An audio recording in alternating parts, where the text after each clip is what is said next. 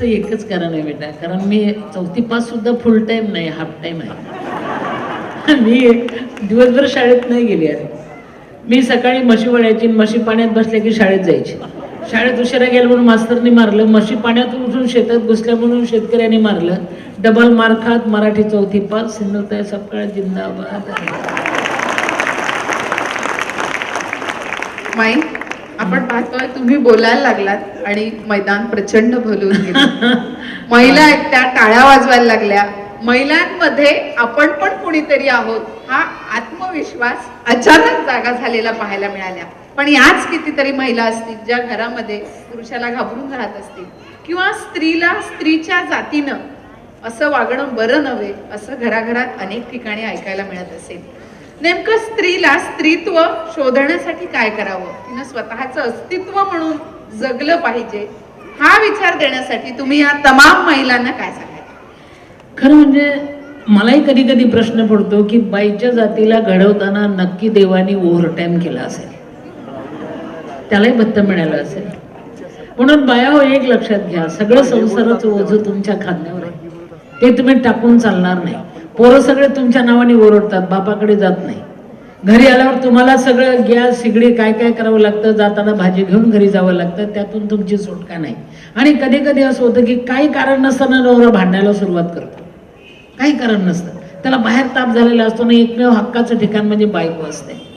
मग घरी आल्यानंतर हम करे सो कायदा, त्यावेळेस तुम्ही एकच करा, नवरा भांडत असताना तुम्ही एक शब्द बोलायचं नाही, फक्त त्याच्यासमोर टाईट उभा राहा, त्याला पोटभर वाढवू द्या. तुम्ही फक्त बोलत नाही, काही नाही, चालत नाही, नुसतं उभे एवढंच दाखवा. भांडणारा थकतो, त्याचं थकून संपलं की तुम्ही त्याच्या जवळ जा. महत्वाचं सांगते, त्याचा हात हातात घ्या, हळूच त्याच्याकडे बघून हसा आणि त्यालाच विचारा, आतापर्यंत बोंबलत होता ते खोटं खोटं होतं की नाही. इथे बाई जिंकली, इथे बाई जिंकले. म्हणून तेरे पर मेरे गड्ड्यापर सवारी केली की संसार फाटतो, पण अशा पद्धतीने गाठी मारली की तो तुटत नाही, अमर होतो. आणि तुमच्या खांद्यावर देशाचं ओझं आहे. बाई नाही तर काही नाही, देश नाही तर कुछ नाही माझ्या बायावर. म्हणून तुम्हाला जगायचंय, देश तुमच्या खांद्यावर आहे, खांदे वाकू देऊ नका. मी जगले तुम्ही जगा. माई, आपण पाहतो की महिलांच्या खांद्यावर देश आहे तुम्ही म्हणता, पण याच महिला, सर्वच महिला खूप हळव्या असतात, मनानं संवेदनशील असतात. जरा कोणी मोठ्यानं बोललं तर घळाघळा डोळ्यात पाणी येतं, सहन होत नाही. या महिलांनी मनानं कुठेतरी कठोर होण्याची वेळ आली आहे आता.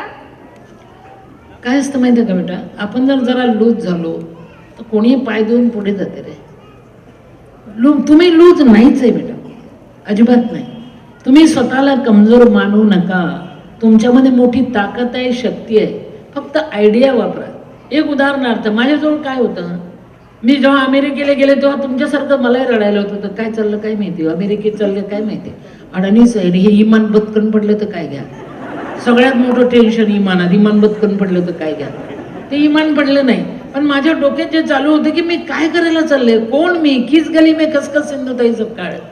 आणि तिथे गेल्यानंतर मला एक शोध लागला. शोध उशिरा लागतात, फक्त एक रात्र जाऊ द्या, दिवस उगवतो याची खात्री बाळगा. मी जेव्हा स्टेजवर चढले तेव्हा नऊवारीत पाहिलं मला, ओनली वन नऊवारी. आणि देशोदेशीच्या मराठी लेकरांनी जोरात आवाज दिला, जय महाराष्ट्र, जय महाराष्ट्र, नऊवारी बेस्ट, जय महाराष्ट्र अमेरिकेत. आणि तिथे मला शोध लागला, अरे वा, आपल्या नऊवारीच्या पदरात लईच ताकद आहे बाबा, क्या बात आहे, हम में कोई कम नाही. म्हणजे माझा एक शोध लागला की नाही. म्हणून अजून एक लक्षात ठेवा बाया हो, विचार कमी करताय तुम्ही. विचार करताना असा खोल जाऊन करा की आतला पाझर तुम्हाला कळला पाहिजे. अजून एक प्रश्न मला जे प्रश्नाचं उत्तर सुटलं अमेरिकेत. मी जेव्हा स्टेजवर चढले तेव्हा मला खूप भीती वाटत होती की आता काय बोलणार काय बोलणार. खरं विचित्रच आहे माझं पण, अडाणी बाई. आणि खाडकन माझ्या मनात विचार आला, विचार करायला शिका पण पॉवरफुल.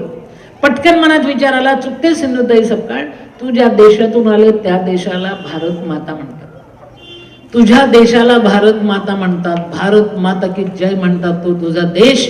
अगं तुझ्या देशाला फक्त भारत माता म्हणतात, अमेरिकेला मावशी पण म्हणत नाही. जा, कॉलर टाईप झाली, ठोकलं भाषण आली पळून. विचाराने माझ्या पायात बळ दिलं, विचाराने मला रस्ता कळला, विचाराने मला जिंकता आलं. म्हणून बाया हो, विचार थांबवू नका, विचार करत राहा, स्वप्न मोठे बघा, साकार होण्याची ताकद तुमच्यात आहे. विचार करा, वाईटातून चांगलं घडतं, एक रात्रीचा विचार करा, एक रात्रीचा इग्नजार. कारण अजून एक लक्षात ठेवा, तुमच्यावर जर एखादं संकट कोसळलं तर त्यावर पाय देऊन उभं राहा.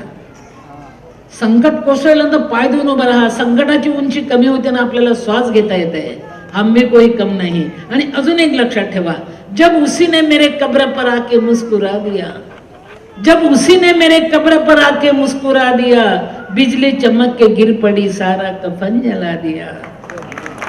परिस्थितीचं कफन जळू द्या, तुम्ही दफन होऊ नका याची काळजी घ्या. दफन होऊ नका. तुम्ही आहे म्हणून देश आहे. माय नाही तर काय नाही, देश नाही तर कुछ नाही. कोण म्हणतं तुम्ही कमजोर आहात? फक्त विचार करा, दुसऱ्यांसाठी थोडंसं जगायला शिका. नवरा जर तुम्हाला ताप देत असेल ना, हसत खेळत त्याचे प्रश्न सोडवा. ते तुम्हालाच म्हणल, आज बरी आहेस ना तू. आणि मला पोरांना पण सांगायचं आहे, पोरांनो, कधी कधी बायका राग आला की धमकी देतात रे, मी आताच्या आता कुठं पण निघून जाईल. जाऊ द्या, जाऊ द्या, जाऊ द्या. ती ताडताड घराच्या बाहेर येते, 4च पावलं चालते आणि 5व्या पावलाला हळूच मागं वळून बघते, घ्यायला आलं की काय, घ्यायला आलं की काय. ती नाही रे सोडू शकत संसार. म्हणून काळजी करू नका. हे चिखल पाण्याचं नातं आहे बेटा संसार. तुम्ही हरला, देश कोलमडल्याशिवाय राहणार नाही. आपल्याला जगायचं, आपला जन्म जगण्यासाठी आहे, स्वतःसाठी जगताल नाही तर अवतीभोवती बघा, खूप जगण्यासारखी ऊर्जा आहे आपल्या जवळ, आपल्या देशात. बोल बेटा. माई, तुम्ही म्हणालात की संकटांवर पाय द्यायला शिका, संकटावर मात करा, संकटाची उंची कमी होते. तुम्ही आयुष्यभर संकट झेलत आलात, संकट जगत आलात आणि संघर्ष करत आलात. खरं तर हा संघर्ष विचारू नये असं मला मनापासून वाटतं, पण आपल्या सर्व प्रेक्षकांना हा संघर्ष थोडासा समजून घ्यायचा आहे. आणि आज आपल्या समोर बोलणाऱ्या माई बालपणी कशा होत्या? त्या इतर मुलांसारख्याच खेळायच्या, बागडायच्या का, की त्यांचं आयुष्य वेगळं होतं? हे सगळ्यांना जाणून घेण्याची प्रचंड उत्सुकता आहे. कसं होतं तुमचं बालपण? मला बालपण अनुभवतच नाही आलं, कारण मी लहान असताना मी शिकावं असं वडिलाला वाटत होतं, मी शाळेत जाऊ नये असं माझ्या सख्ख्या आईला वाटत होतं. त्यामुळे बापाने चोरून का होईना शाळेत नाव टाकलं होतं ना. आईने मी शाळेत जाऊ नये म्हणून म्हशी वळ्याला पाठवलं होतं. आईने मी शाळेत जाऊ नये म्हणून प्रयोग केला होता, म्हशी वळ्याला पाठवायचं. आपापल्या लेकरं आपापल्या जवळ घ्या पोरींनो, प्लीज. लेकरं लेकरं नाही तर बापाकडे देऊन टाका. मला शाळेत जाताना रागारागाने सकाळी आई वडिलांचे भांडणं झाल्यामुळे मला डबा पण नसायचा. दुपारी सुट्टी झाली की पोरं डबा खायला चाफ्याच्या झाडाखाली बसायचे. अजून माझ्या शाळेत चाफ्याचं झाड आहे. वर्ध्यावरून आर्वीला जाताना पहिलं स्टॉप पिंपरी मिगे. पोरं झाडाखाली डबा खायचे, मला डबा नसायचा. मी लांब बसून पाहायचे, मला कोणी बोलवायचं नाही. दररोजचं म्हणत त्याला कोण रडत. पोरं उठून गेले की मी झाडाखाली जायचे आणि मी झाडाचे फुलं गोळा करायची, चाफ्याचे फुलं गोळा करायची. तिथे सांडलेलं खरकटं असायचं, भाताची शीतं, थोडीशी पडलेली भाजी, चपातीचे तुकडे, एखादा जिलेबीचा तुकडा, लाडूचा हुरका, मी सगळे त्या फुलात गोळा करायचे आणि खायचे. फुलात गोळा करून खरकटं खाल्लं ना, आयुष्य खरकटच होऊ दिलं नाही याची मी काळजी घेतली. माझ्या लहानपणात माझं जगण्यात. म्हणून संकट किती येऊ द्या हे मी तिथे शिकले. संकट किती येऊ द्या. आणि समजा चुकून थोडीशी प्रेरणा माझ्या बापाची आहे, तर आम्हाला जर कोणी मारलं ना, मी लहानपणी मरतुकडी होती बघा, कशाची मशीच होती, हाडच होते नुसते. त्यामुळे मला जर कोणी शिव्या दिल्या किंवा मारझोड केली तर मला मारायची ताकद नसायची. त्यामुळे मी रडत घरी यायची. आम्ही रडत घरी आलो ना की वडिलांनी जास्त मारायचा. सामना करायला शिका, रडत घरी यायचं नाही. हे जे काळजात ठाम बसलं ना, आयुष्यभर सामनाच करत आले, थांबलेच नाही. हे माझं बालपण. खरं तर ज्यांचं बालपण करपून जातं किंवा अशा प्रकारे कडवट अनुभव, खूप संघर्ष जगायला मिळतो, त्यांचं आयुष्य पुढे जाऊन खरं तर कडवट होतं. बहुतांश ठिकाणी असं घडतं. पण तुम्ही मात्र त्या संघर्षाला आज तुम्ही सांगताय तितकं सहज आयुष्य ते कधीच नव्हतं. खूप सहजपणे तुम्ही हे सगळं घेताय. कसं काय तुम्ही मग शिकलात? आईला वाटायचं शिकू नये, वडिलांना वाटायचं हिनं शाळेत जावं, आणि मग तुम्ही म्हशी घेऊन जायचात आणि शाळेला उशीर व्हायचा. मी पाहिलंय तुमचं युट्यूबवरचं ते भाषण. आणि मग गुरुजी पण मारायचे. पण कसं शिकलात? कविता वाचल्या, इतक्या कविता पाठ केल्या, इतकी सरस्वती तुमच्या जिभेवरती नृत्य करते. हे कसं काय सगळं आलं? होणारे न चुके कल्पंती जरी ब्रह्मात आडवा. मला जर ह्या घटना मला लहानपणी जगता आल्या नसत्या तर पुढच्या आयुष्याला माझ्या बळ मिळालं नसतं. याचं कारण मास्तरही मला मारायचे, पण योगायोग बघा, एक दिवस म्हशी पाण्यातून उठून शेतात घुसल्या म्हणून शेतकऱ्याने मारलं, ते मास्तरने पाहिलं आणि त्या गुरुजीचं मन कळवळलं की अरे ही पोरगी म्हशी वळता वळता शाळेत येते, एक पटकूर असलेलं हातात काठी पळते पळते.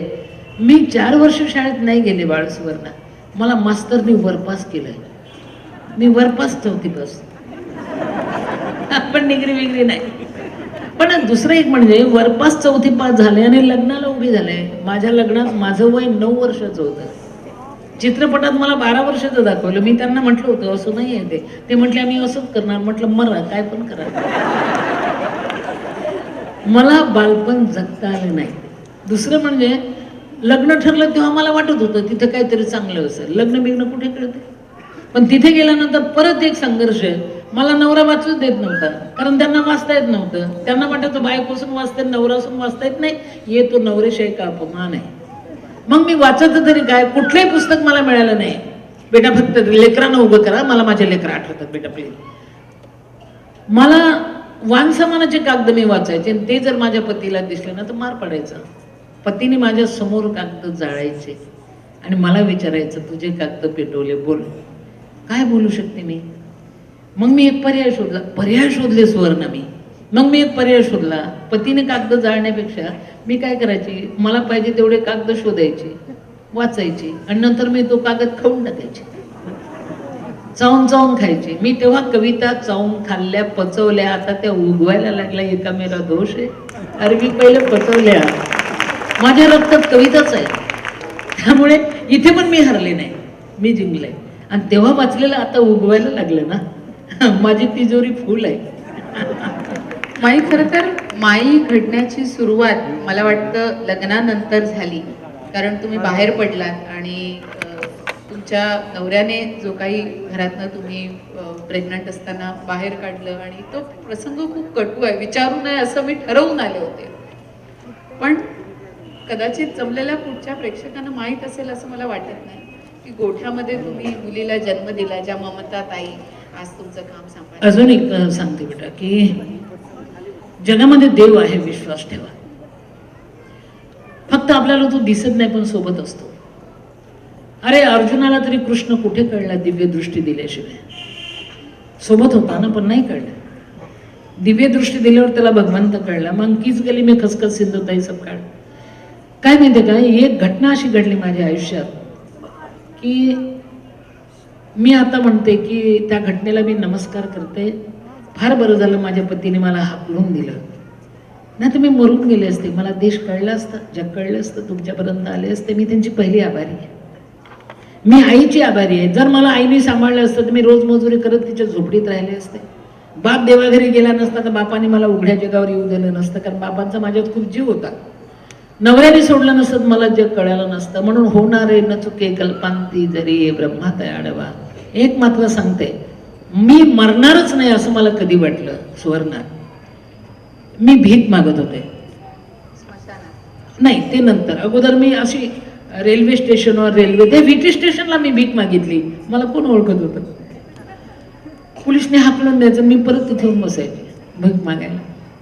एक लक्षात घ्या, मी भीक मागत होते आणि भीक मागता मागता कुठेतरी एक भजन चालू होतं देवाचं. मला गाण्याचा फार शौक आहे. देवाचे भजन मला यायचे. कुठेतरी स्पीकर लावून रात्री 10-20 माणसं भजन म्हणत होते. भजन चालू होतं, त्या स्पीकरवरून मला आवाज येत होता. मी कुठेतरी बसलेले होते अंधारात, माणसाची भीती वाटते म्हणून. आणि ते भजनाचा आवाज घेत घेत कानोसा घेत घेत मी त्या भजनपर्यंत पोहोचले. माझा अवतार पांडुरंगा, पातळ्याला गाठी पाडलेल्या, डोक्याला तेल नाही, अंगाला पाणी नाही, फणी नाही, काय नाही. कोण मला स्वीकारणार किंवा कोण मला सन्मान देणार. मी तिथे गेले, बाळजवळ छोटंसं जन्मलेलं. मी त्या भजनवाल्याला विचारत होते, एक भजन म्हणू का. ते म्हटले, बाई गप्प बस. म्हटलं आता म्हणू का, आवाज करणे का नाही. अजून काही वेळ बसले की मग आता सुरू करू का. त्यांना फार बेटाकोटीला आणलं मी, करू का आता, म्हणू का आता, म्हणू का आता. एक जण म्हटलं म्हणू दे ना बे, म्हणू का. मी म्हटलं भजन. आवाज लागलेला, ठेका वगैरे जरा कळत होता उपदन. पण काय माहितीये का, मी काय एवढे चिरकोटून भजन म्हणत होते. तर त्या लोकांचं भजन संपलं की त्यांना जेवायला मिळायचं बेटा. भजन मंडळ देवासमान चांगलं चुंगलं त्यांना जेवायला मिळायचं. आणि मी भजन म्हटलं म्हणून त्यांच्यासोबत माझा पण नंबर लागायचा ना. चांगलं चुंगलं खायला मिळते म्हणून मी देवाचं भजन गायचे बेटा. चांगलं चुंगलं मिळते म्हणून भजन गायचे नाही. आणि असंच एकदा भजन म्हणून दुसऱ्या दिवशी मग जिथे भरला दरा तोच गाव भरा. मी गाव सोडायचं ठरवायचे. खूप आभाळ आलेलं होतं, उन्हाळा दिवस होता, आकाळाचा पावसात पडेल असं वाटत होतं. आणि लग्न सराई होते आणि लांब रांग एसटीची. माझ्यापर्यंत कंडक्टर तिकीट काढत काढत आला, माझ्याजवळ आला आणि तिकीट बंद केले. त्याला म्हटलं बाई जो पैसे आहे की नाही काय माहिती, गाठीला अंगाच्या पात्राला गाठी पाडलेल्या. ती गाडीत घुसलं, मी पण गाडीत घुसली. ते म्हटले बाई तिकीट नाही दिली. म्हटलं नाही दिली. मग उतर खाली. म्हटलं नाही उतरत. माझ्याजवळ तिकीट का बंद केली, मग जो पैसे आहे ना. तो म्हटलं मी तिकीट दिलं नाही. म्हटलं मी उतरणार नाही. दोघांचं भांडण सुरू झालं. म्हटलं मी नाही मारणार डबल बेल, उतरा खाली. म्हटलं नाही उतरत ना.